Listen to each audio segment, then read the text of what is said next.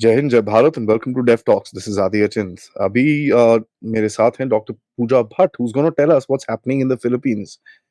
There is a little bit of a छोटी सी war brewing in that area, and that's something which is a bit concerning. Um, you can call it a war, a standoff, या जो मर्जी बोल लीजिए, because Chinese का जो नजरिया है देखने का, it's a problem for them. There are a couple of geopolitical backlashes जो ये फिलीपींस में इशू हो रहा है, तो उसके बारे में भी बात करेंगे एंड भारत का क्या रोल निकलेगा उसके बारे में बात करेंगे. सो नमस्कार, welcome to the show. It's been a while, आप आए हो and nice to have you back on the show. Hi, good morning, everyone. Hi, Aadi, and Happy New Year to everyone. Thank you for having me back. नए साल में, I think we are starting with a very good topic and something very relevant. And it's a good question that you ask. Philippines पे क्या हो रहा है and how it would affect us. So to start with, whatever happening in Philippines right now, the backlash it is giving back to China. At the moment, and which is not just a military backlash but also a social backlash. There is a diplomatic backlash, there is a political backlash. So there are different streams which have come together at the same time and hitting it hard against Chinese aggression in South China Sea. अभी तक ये था पिछले कुछ सालों तक कि Philippines were considered very maybe very not militarily powerful, economically very dependent on China. So कोई भी इसका एक्शन ऐसा नहीं हो सकता था जो उनकी इकोनॉमिकली उनको बहुत इफेक्ट करे. पिछले कुछ सालों में एक बहुत बदलाव आया है पूरे पूरे इंडो पैसिफिक जियो स्ट्रैटेजिक अगर आप रीजन में देखें, जितनी कंट्रीज हैं उन्होंने रियलाइज कर लिया है कि अगर जब उनकी खुद की सोवरेनिटी की बात आएगी, खुद की नेशनल इंटीग्रिटी की बात आएगी, तो कोई भी friends, partner, allies beyond a point आपकी हेल्प नहीं कर पाएगा. एंड अगर ऐसा केस कोई आता है तो आपको अपने सेल्फ रिलायंट होना पड़ेगा. आपको उसके लिए खुद के वेपन्स होने चाहिए, खुद का स्ट्रॉन्ग मिलिट्री पॉलिटिकल आर्किटेक्चर होना चाहिए, और तभी आप अपने आप को प्रोटेक्ट कर पाओगे. So even when US was helping out Philippines for the longest time, and mind you, Philippines is the only non-NATO ally in the region. मतलब कोई other allies and partners are two different things in geopolitical terms. Allies are only when you sign a treaty with them, when there is a written agreement कि हाँ मैं तुम्हें बचाने आऊँगा. तो NATO के साथ तो US का है ही है, because they are all members. Apart from NATO, Philippines is the only other country which is a formal ally of US. कि आपके ऊपर कोई इशू आता है आपकी नेशनल सोवरेनिटी, टेरिटोरियल इंटीग्रिटी के ऊपर, we'll come and help you out.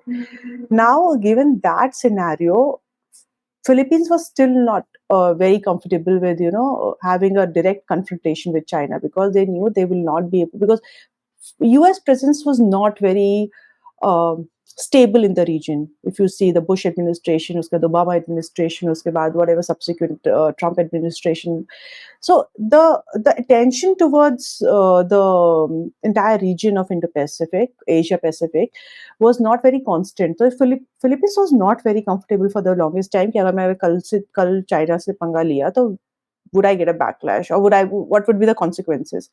Now, what has happened now in the current few years, that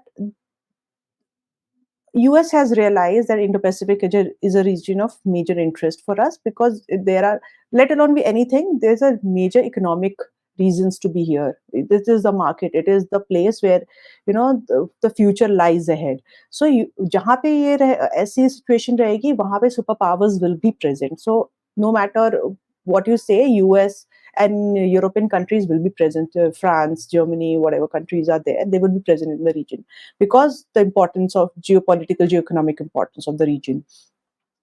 With that understanding, there is more presence of US in the region, and now US has started committing its resources to its friends and allies.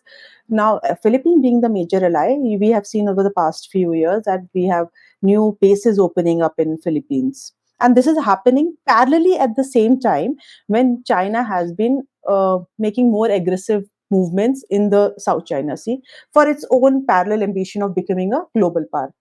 Okay, so Philippines now is in the middle, facing Chinese aggression from one hand and US support from the other hand. these two developments are happening parallelly. So now US has also understood that giving a military backlash to China through Philippines will not be only enough, because fighting a war will only destabilize the region and for everyone. So trade would be affected, the political relations would be strained. So fighting a direct war will not be beneficial. What can be indirectly done is create awareness about what China is doing in South China Sea. So currently, if you see, there is entire industry in the Philippines that is working against for the cause of West Philippine Sea. कि हमारे it's whether you call it academicians, you call it media, you call it social services, you call the general fishermen folk, their clubs together. So there is entire set of people who are working for the cause of West Philippine Sea. And because this kind of attention is growing, you see not only the politically we have a backlash towards China from Philippines, but there is also people having a backlash. Fishermen are, if you see current um, channels, if you've seen the incidents with, there is a Filipino coast guard there and Chinese coast guard there, and there is a fisherman who is just crossing their both ships from between, if you remember seeing that video.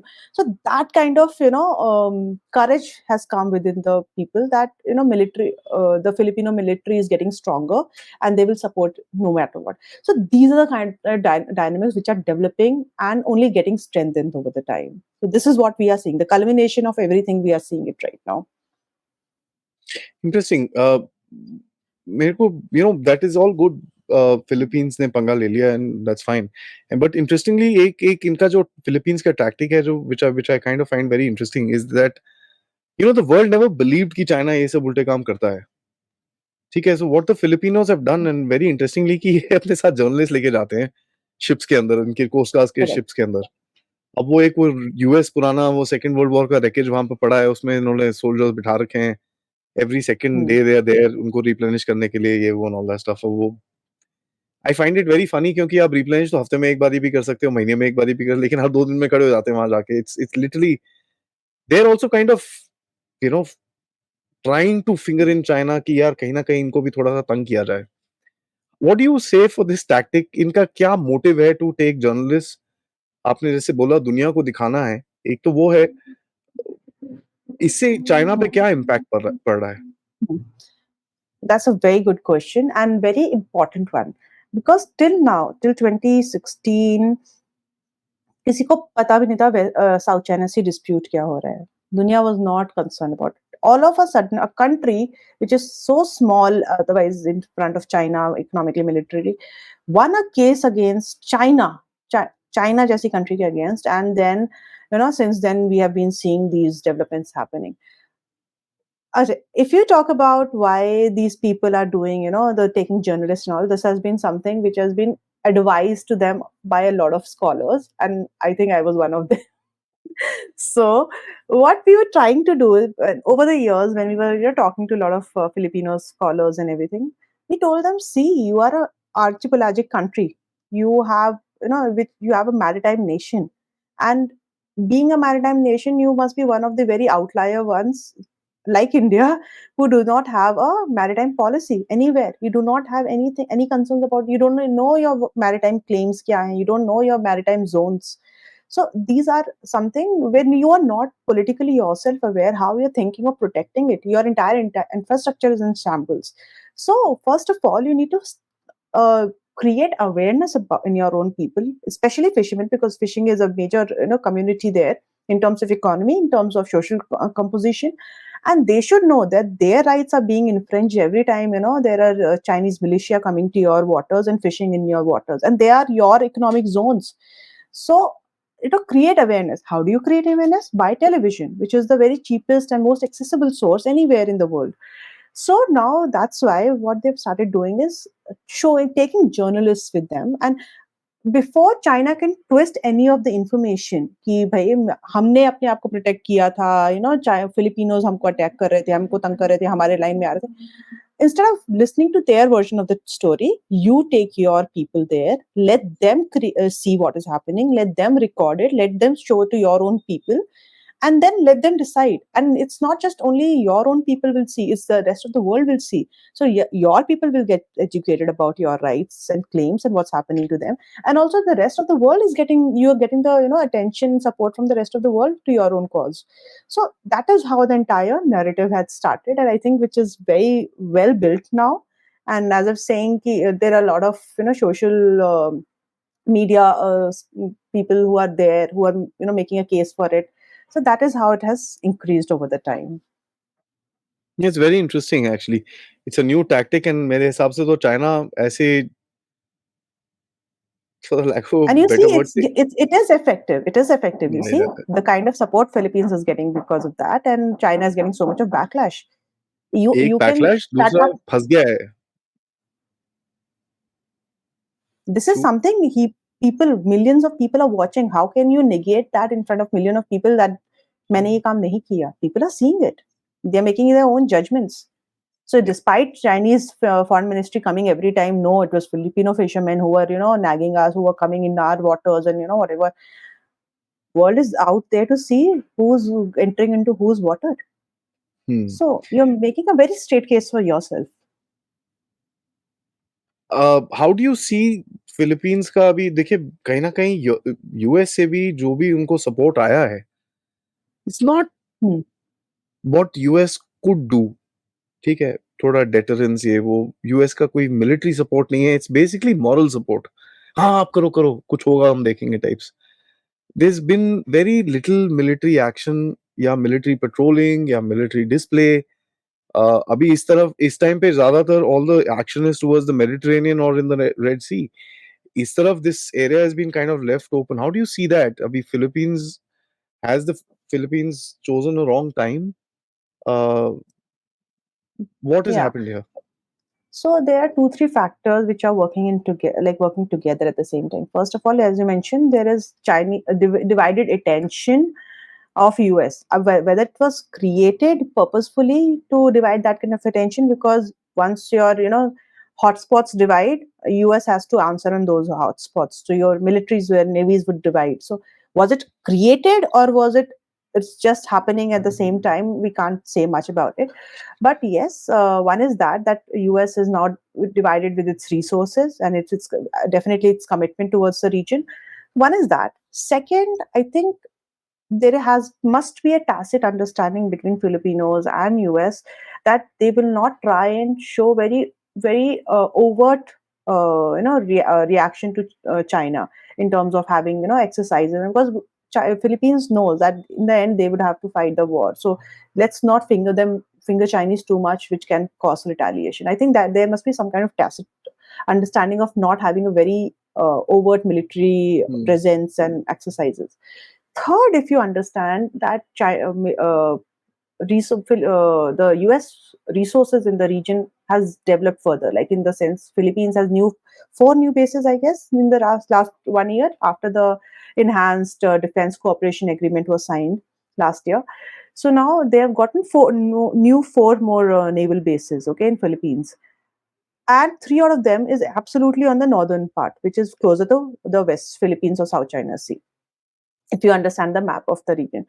So I think uh, if you, that is a geopolitical thing, but internally, if you see, those regions are also not very developed, in the sense they are very flood prone, they are very typhoon prone Yeah. areas, and people there are actually struggling for their basic resources and economy and everything. So for them, having a very fragile military hotspot is worsening their own condition. So there is a domestic backlash also from Filipino people that we do not want overt US military presence, because it will cause us more damage in our area. So I think these are a combination of domestic, international, and geopolitical reasons why we don't see a very overt US presence. US has been supplying them, the bases they are there, the ships are visiting, the US is doing phone ops in that region. They're training the Filipinos in every way, the army, military, navy, coast guard, every force is being trained by US. So there is very tacit support. I think intelligence sharing support would be also there, but they're not making in the face of it. So if we say that US is not present, it might not be entirely true. US has been, I would say, they're doing more of a capacity building than fighting the war themselves. They're trying to, bring up the capacities by providing them weapons and systems and whatever missiles and boats that the Filipinos might require. Train them, train their people, personnel, to fight those wars, so that they fight their war. So US, that will also reduce US. You see, US is also undergoing its own economic turbulence, and they cannot devote too much of money and Yeah. resources beyond a point. They have already money stuck up in Ukraine and Middle East. They can't be doing it in the middle your Philippines also. So I think these are the several reasons we need to understand which are working together and why US is not present. That's interesting. दूसरा, I mean, what does it give to the credibility of the US who says, "यार हम आएंगे, आपको help करेंगे," and all that stuff. Uh, there's a small island called Batane, which is Hmm. north, about 200 miles short of Taiwan from the way to Philippines. वहाँ पर भी US is making now a base, so that's the fifth Hmm. one. Uh, Hmm. that's there, but what does it do to the credibility of the US? South China Sea के अंदर Taiwanese इस चीज को कैसे देखते हैं कि यार ये लड़वा रहे हैं इनको, लेकिन डिफेंड करने नहीं आ रहे, तो इससे कुछ do you see certain change in mindset जो यूएस के एलाइज हैं वहां पर, US I partners think allies? this feeling correctly is reflected by most of US partners and allies that across the globe, that there has been a reduced confidence in US, that they will come and fight for your own war. And this is also the reason why we are seeing more militarization within the countries and the regions, because ji. they understand US cannot fight their war. They might provide them the weapons, they might provide the intelligence, but fighting of the war अपने आप करने पड़ेगा. Ukraine war has shown it more than enough. Like there has cannot be a better example than Ukraine want to show you कि तुम्हारी fight आएगी, तुम्हें fight करना पड़ेगा. Your people will be dying. Your people will be the ground on the boots on the ground. Sorry. So with that kind of feeling, I think what is happening is also now countries are diversifying their partners, and it is happening across the globe. So जो पहले countries होती थी सिर्फ US पे depend करती थी for their economic reasons, for their military development, for their whatever reasons. अब every other country, I'm talking about every country now, they are diversifying their partners also. So US, China सबका major partner है, but उसके अलावा what you will see if you go through CIPRI reports, if you see economic reports, your World Bank reports, economically, militarily, all the countries are diversifying their partners. And I think that is a major reason why Southeast Asia is considering India to be a defense supplier to them than the US, with whom they have had the longest military relationships. So somebody the other day was telling me, this is very surprising that Philippines, being a US ally, is buying BrahMos missiles from India, which is made by Russia as well. Like it's a joint collaboration between India and Russia, which is a very interesting combination. I was like, see, for Philippines, first of all, it's about their national interests. Second, they have to, build up their military weapons, and if India is providing them for cheap, they will buy it from India. And Russia, in the end, they are also defense suppliers. Unke liye, defense and energy are the only two sources of income, so they would not say no to that. So every country is playing by their national interests. So what is wrong?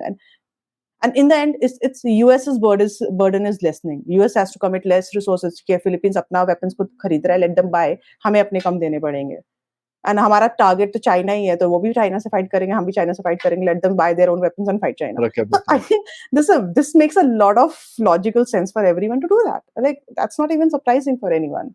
Shouldn't be. As we are talking about realism, the entire international relations works on the factor of realism.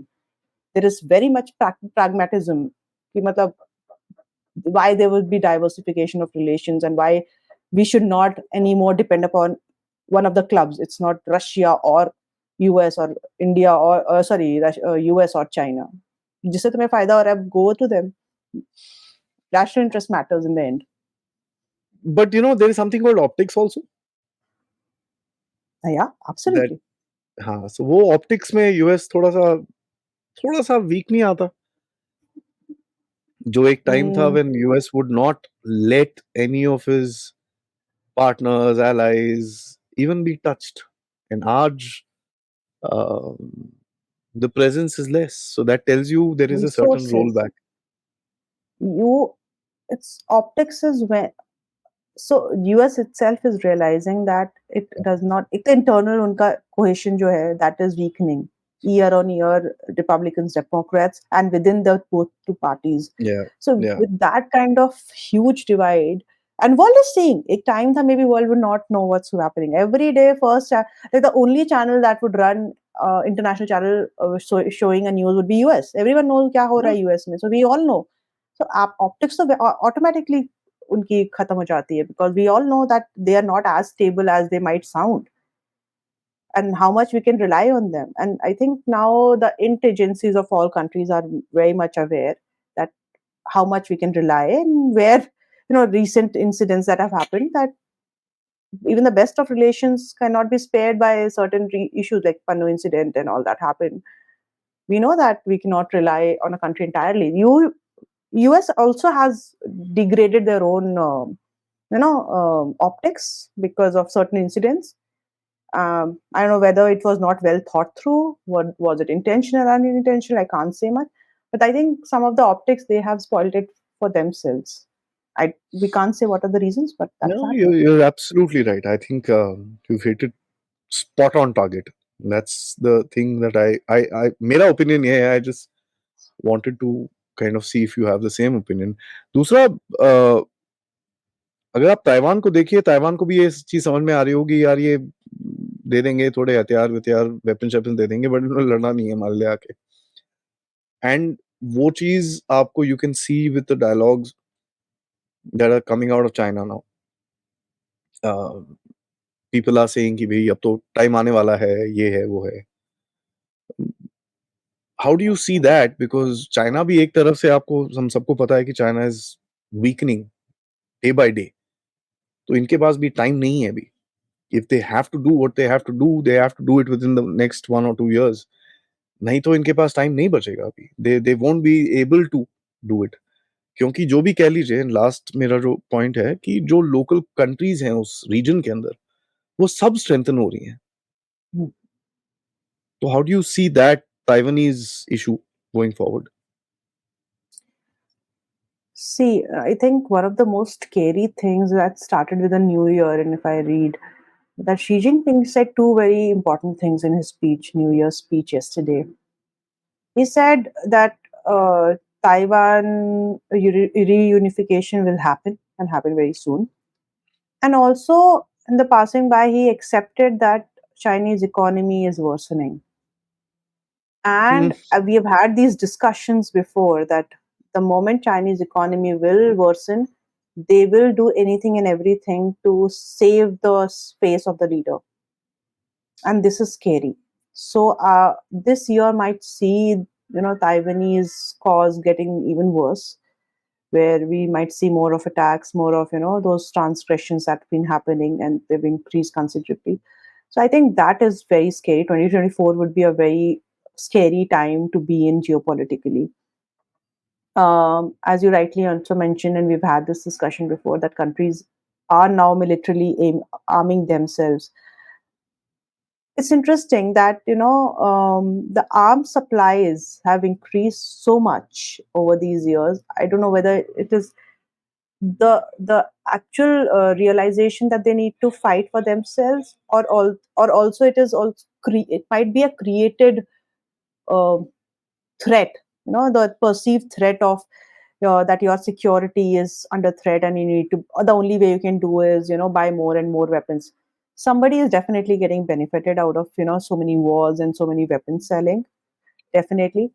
But eventually what is happening is world is becoming more and more scary place. Yeah, And yeah, so I am very scared for 2024 geopolitically. I think we might be doing many more podcasts in the times to come to understand yeah, how things yeah. have been shaping now.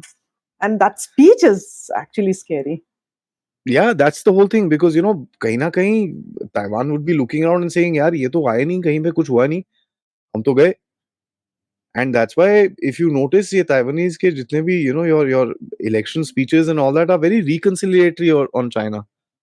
कि नहीं नहीं, हम थोड़ा देख लेते हैं, हम थोड़ा ये कर लेते हैं. They're also saying, यार ये क्या हो रहा है? I So was before I going through come, this study. Sorry. So Anji, that is maybe something please. very interesting in about 2024, and which makes it even more scary. Around 60 countries globally are having their elections this year. And if that is the case, our geopolitical game would be so much in flux, and every resource would be so diversified that if any kind of pandemic hits or any kind of war hits or such kind of translations hit, it's going to double the impact, because every country politically would be so much in flux that they would be Yeah, taking care of their own domestic constituencies, and then I don't know how much resources they might have spared, or thought, or the political leaders thought you need a stable political party to have those kind of making large decisions about its national security and everything. And when your entire system is in flux, I don't know what's going to happen. So I know it's scary from Taiwan's point of view, from India point of view. There are so many other countries who are having their elections in the coming times. We have lost Maldives recently, so I don't know if that is how yeah. Bangladesh is having its elections in the region. Hmm. So it's going to be a very interesting times coming in this Yeah, year. yeah, yeah, yeah. Maldives, though, I say it's the revenge of geography. Maldives can run a little bit, but we have its, we've got a thread tied up to its tail. We can pull it back Yeah, anytime because, the geography doesn't spare you. Whatever said and done, geography just doesn't spare you. of Um, course. let's before Bharat के role पे आते हैं उसमें, that's something that we will ask at the last. But मेरे को एक nuclear question दिखता है emerging quite heavily, and that's been written about, spoken about in the South China Sea circuit. Japanese analysts को मैं उस दिन देख रहा था, they were openly adamant that we should produce it. And कई लोगों की अगर Mhm. आप बात माने तो बोलते हैं भाई Japan can make it within a week. The They nuclear can doctrine or nuclear they, weapons. weapons. A lot of people Mhm. claim that. I can't substantiate that or whatever, but I won't be too surprised. Um, because there are especially after the Ukraine war, I think काफी countries हैं जिनके ऊपर ऐसे threats हैं, उनको ये समझ में आया है कि यार having a nuke will kind of पंगे होंगे, लेकिन you know all out invasion के chances काफी कम रहेंगे. Correct. साउथ कोरिया में से आवाजें निकल रही हैं, जापान में से आवाजें निकल रही हैं. How do you see this? Will these countries actually go nuclear? Hmm.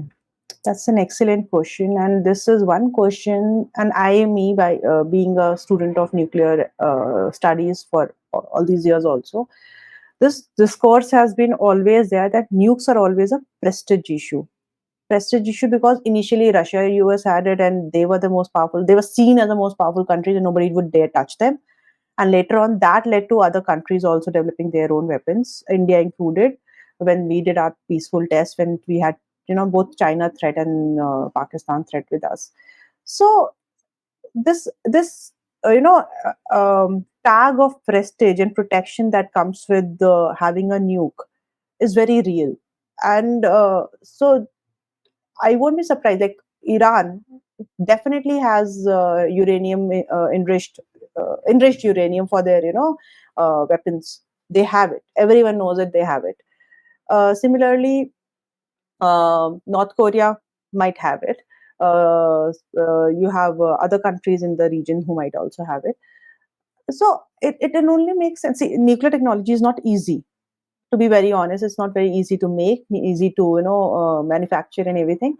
But it is also not any more difficult because countries are now Yeah. trading these knowledge. They're sending the people for this. So there are coalitions happening all over the world. Saudi Arabia was recently interested in nuclear and everything nuclear.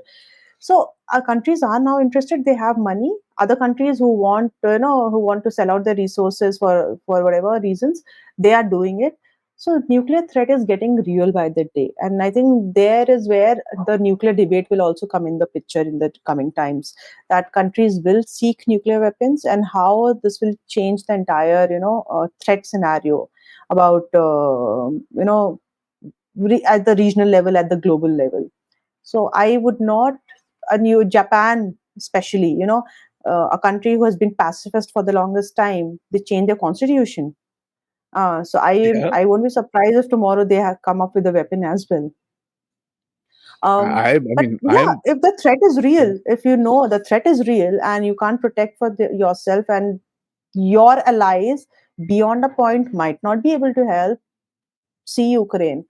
So I will have my own nuclear weapon. If two nuclear weapons or three nuclear weapons are more than enough for my protection at the moment, and precise weapons. Right now, the technology is so advanced that you don't need even 10 nuclear weapons.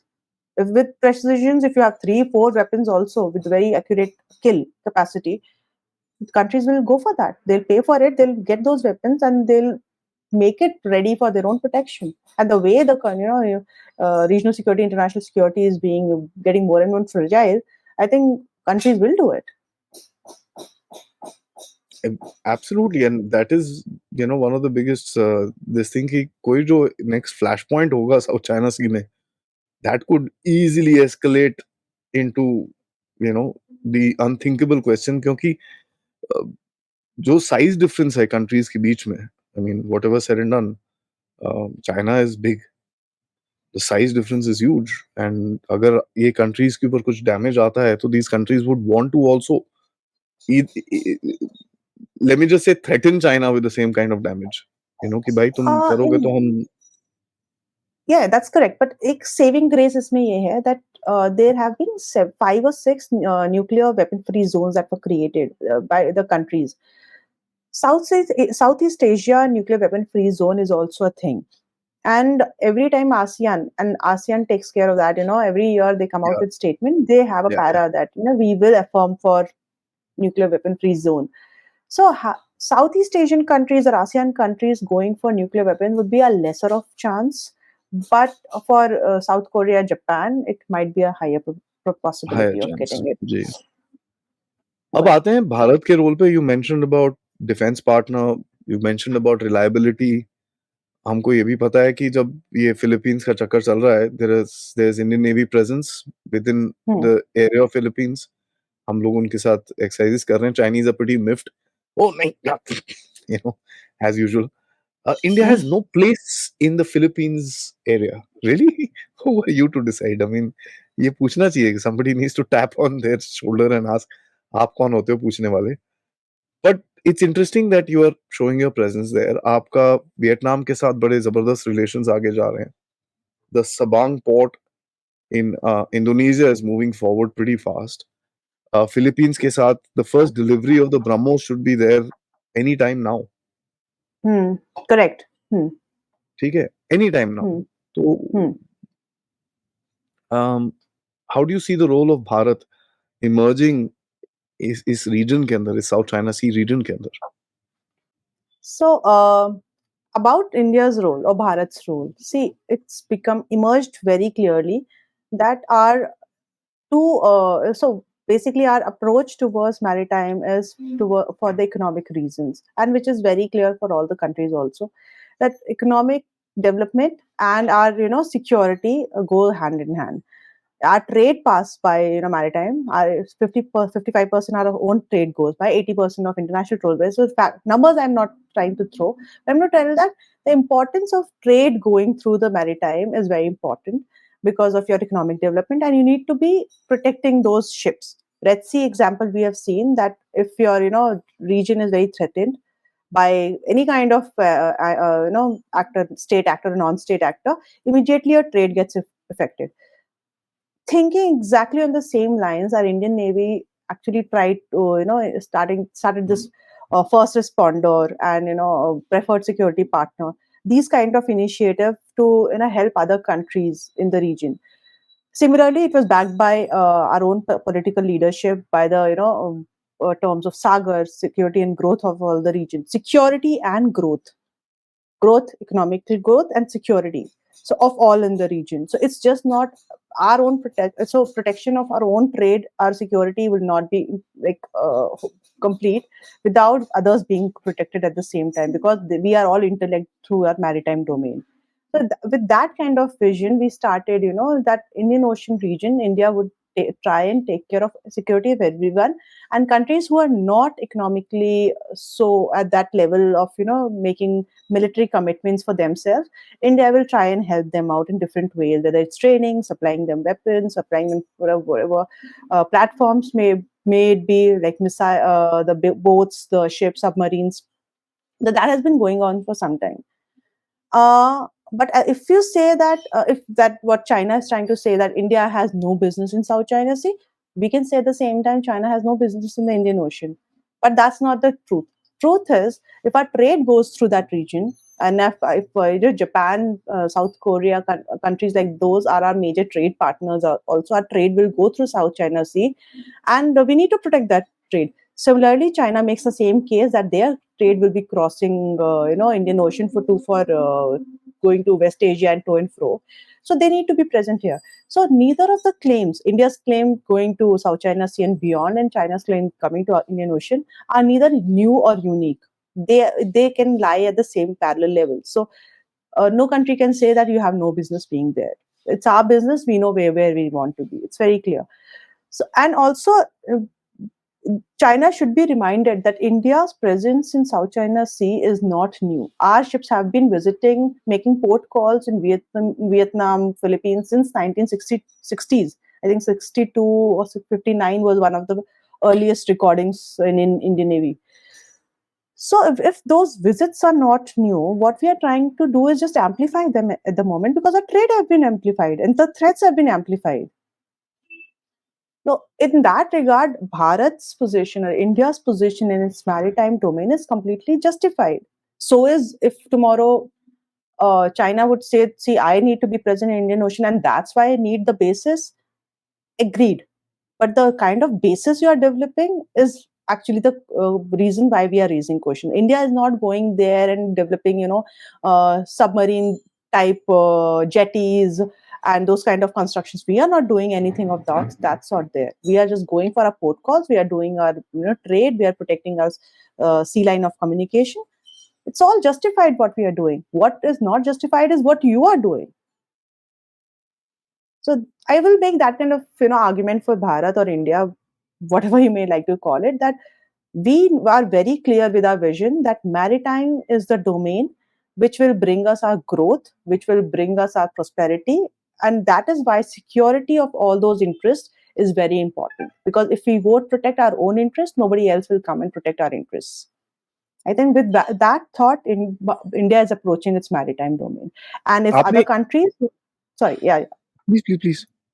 and if other countries are seeking India as a reliable partner, preferred partner, and they do not doubt India's intention of being present there for their help, I think India has made their point that we are not threatening any country by being present, and that is why we are being invited and not China. I think that says a lot. Something that you mentioned before was weapons supplies. Hmm. US के एक चीज तो है कि US के weapons के साथ एक हुक लगा आता है. There's a huge hook which comes across as well, that Correct. Correct. you might have to use those weapons when the US wants you to use those weapons, Correct. right? So do you think that's an opportunity also, and that's also recognized within the region की भाई आप वहां से लो, ठीक है, expensive है, ये है वो है, प्लस सप्लाईज का पता नहीं, दो दो लड़ाइयां तो लड़ ही रहे हैं, कब तक आएगा हमारे पास मुझे नहीं पता, but here is a guy who is close to me, proven weapons, ये खुद भी वही चीजें यूज कर रहा है, and he is ready to work with me on this and build my capacity also साथ में. यूएस से तो मैं Hmm. जाके ले लूंगा, Hmm.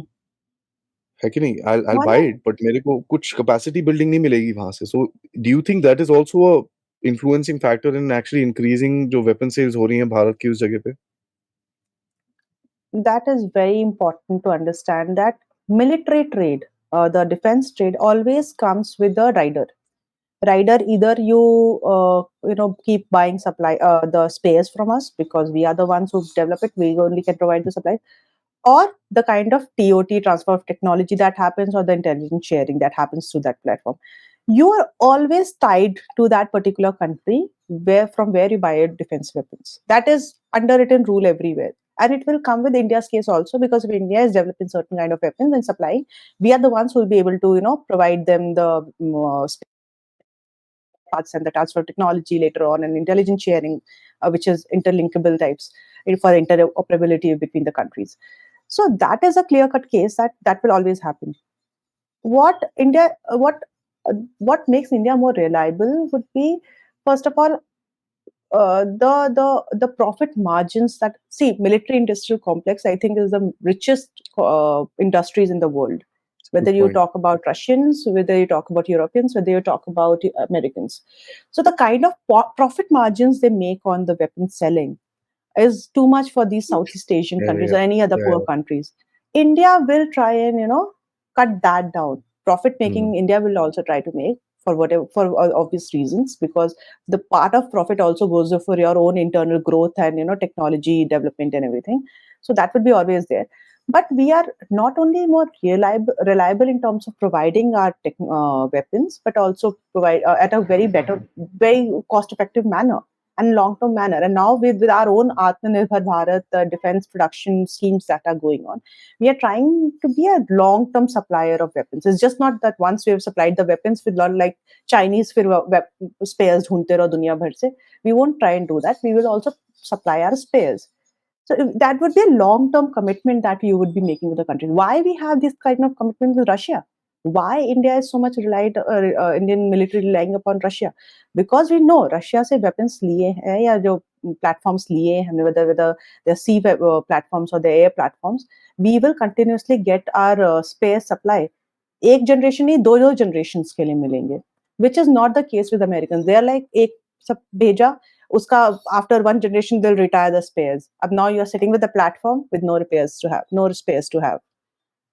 So that is also played in the Indian military psyche a lot कि Americans से हम खरीद तो सकते हैं but कितने दिन चला सकते हैं. एक तो हमें Yeah. टेक्नोलॉजी पुरानी मिलेगी, ठीक है, और उसके बाद तुम हमें बेचने के बाद प्रोडक्शन भी बंद कर दोगे सप्लाई स्पेयर्स का, तो हम क्या करेंगे इतना महंगा आपका प्लेटफॉर्म लेके तुम. So I think all that has played into world psychology, the military psychology a lot, and that is the reason that India is not only trying to be a very cost-effective trade defense partner, but also a long-term in terms of spares and supplies. I think Fantastic, that is the Doctor. larger This vision. is Dr. Pooja. This has been absolutely a brilliant talk, and I wish that we don't take that much time more for the next one. As you said, South China Sea is going to be hot, and we Yeah. need to be, we need to be watching it very carefully. क्योंकि कहीं पे भी एक छोटा सा spark निकलेगा and it just becomes crazy. You and I also need to cover Vietnam. तो our next Yes. talk मैं अभी बोल देता हूँ कि अगले एक आधे हफ्ते के अंदर let's cover Vietnam, क्योंकि वहां पर भी Absolutely. बड़ी जियोपॉलिटिकल गेम्स चल रही हैं, उसके अंदर भी भारत बीच में है, तो ये Mm. बड़ा इंटरेस्टिंग है, यूएस चाइना एंड भारत. तो हम जरा इस ट्रॉयका की बात करेंगे नेक्स्ट टाइम.